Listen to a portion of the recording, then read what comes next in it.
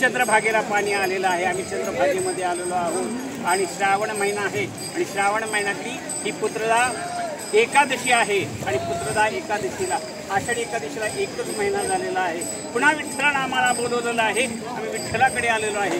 हा पुंडलिक भक्त पुंडलिक इथेच विठ्ठल युगे 28 उभा राहिला, युगे 28 उभा राहिला भक्त पुंडलिकांमुळे। म्हणून पहिल्यांदा चंद्रभागेत यायचं, चंद्रभागेत स्नान करायचं, चंद्रभागेमध्ये पाय बुडवायचे, समाधीला पाणी द्यायचं, भक्त पुंडलिकाला पाया पडायचं, नंतरच तुम्हाला विठ्ठल प्रसन्न होतो, विठ्ठल मिळतो। विठ्ठल काय मिळतो?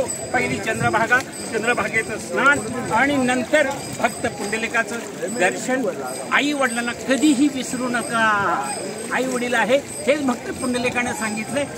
आता तुम्ही फक्त चंद्रभागेतून स्नान करा आणि आई वडिलांची पूजा करा। जय हरी विठ्ठल।